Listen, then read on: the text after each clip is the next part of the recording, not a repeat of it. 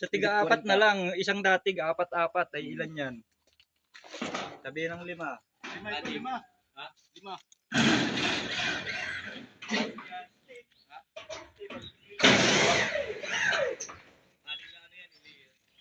Malang.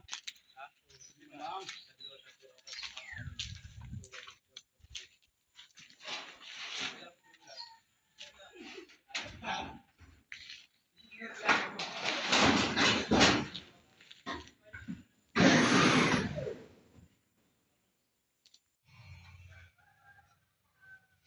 Game.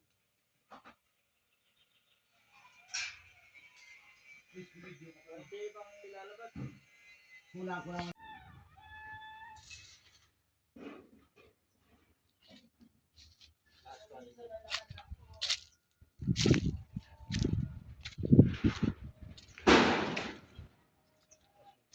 Yan sa. Yan ano. Yan.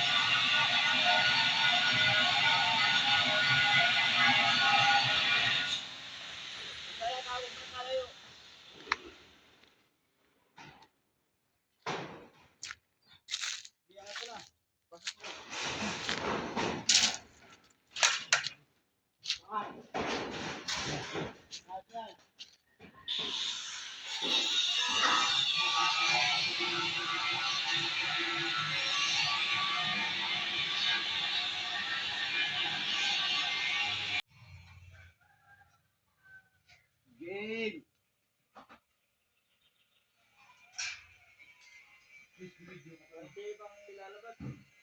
Kulang.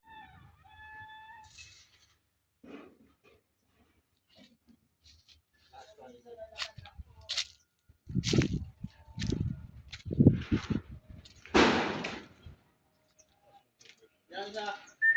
Yan ano. Yan.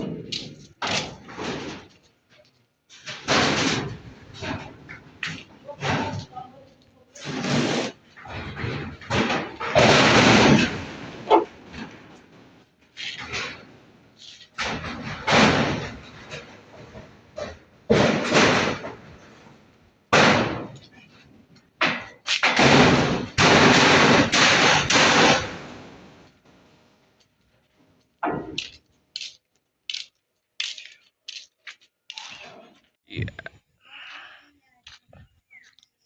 Na.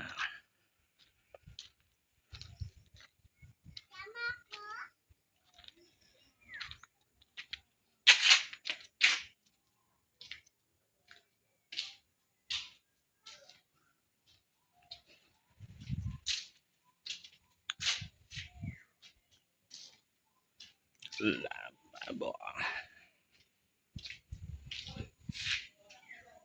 CR.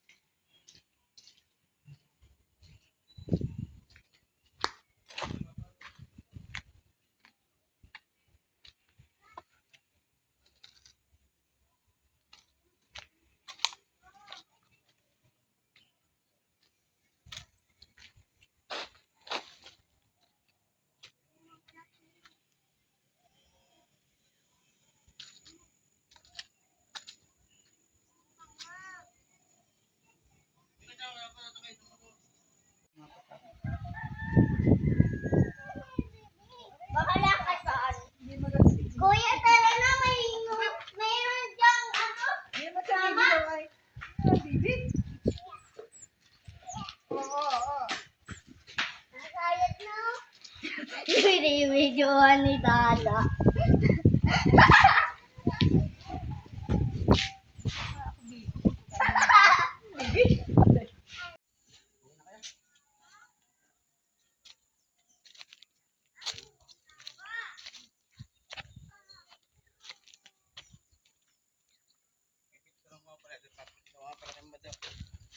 Parang makita yung ginagawa namin. Dahil wala akong may ginagawa ko wala eh.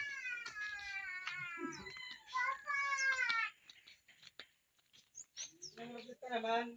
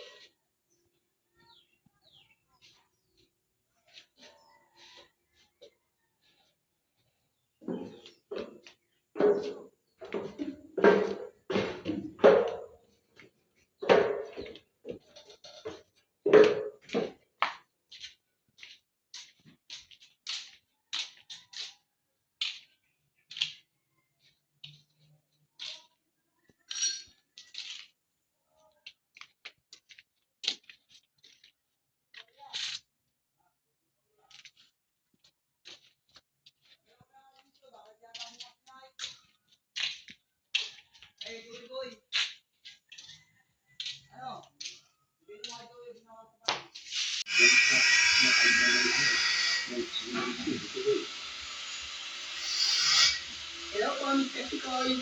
Andito na po ang mga pala-alis ko. Ang dami ko namin pinakalaan ngayon.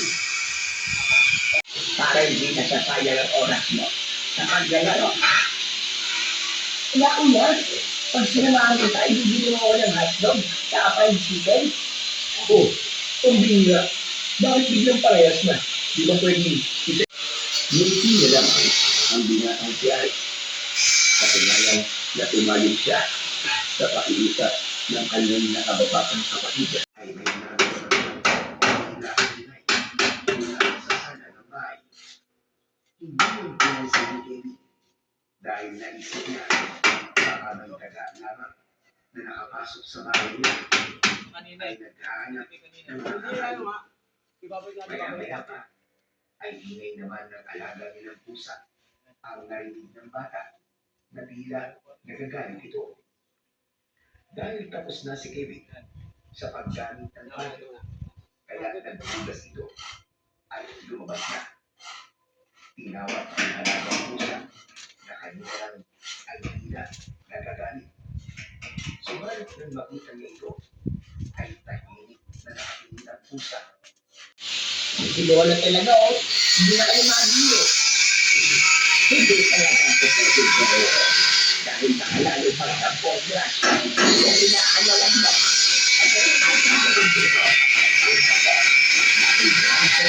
Bilang sa Panginoon.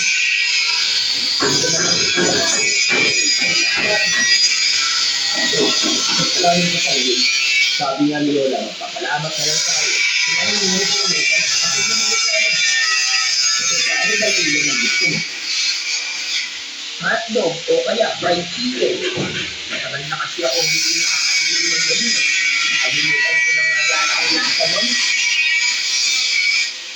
Hindi pa nagbabago ang lasa nun. Bayo ang lasate. O sige. Ganito na lang, Robby.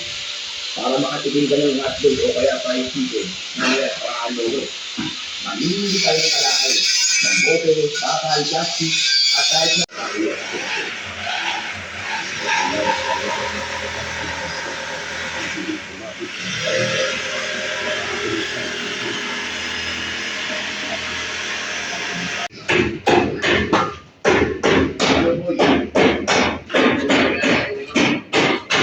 sa loob doon sa Manakay dito sa bahay namin. Hindi ko nasabi sa'yo. ng mga alahing aswang na mayroong malupit na antingerong manlubi sa lugar na ito. Sabay-sabay lumabas ang mga tao sa kanilang mga bahay. Nakita ko sa mga nila ang labis na paghanga para sa akin. Alam ko,